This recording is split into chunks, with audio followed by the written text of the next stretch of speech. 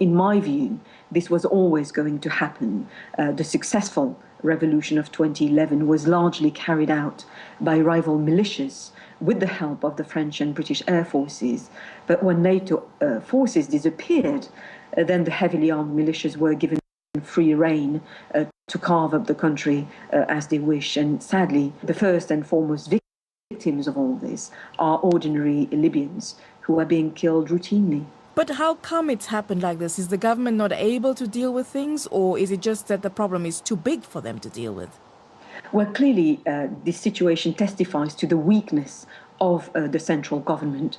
In fact, there are no proper institutions such as an organized police or indeed an army force. And these institutions are made up of militias themselves who are affiliated to the government, but are in the end very loose organizations with a semi-official status, and they operate independently on occasions. So the difficulty is that they have nobody to answer to effectively, and one of the criticisms that's already emerging is that people are saying that in the end Gaddafi was the strong man who was all holding all this together. But what do these militias want, and who are they? Why are they armed, for instance?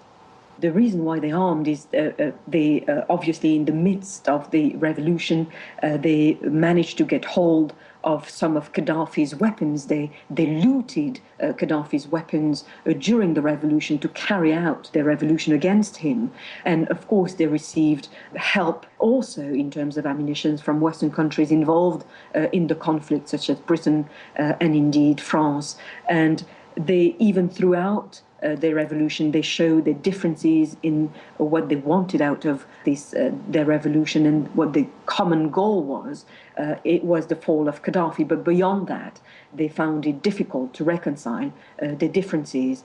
And of course, you have the eastern part of the country, which is oil-rich, which refuses to answer to the parliament in Tripoli, and this creates huge tensions between people who have deep differences.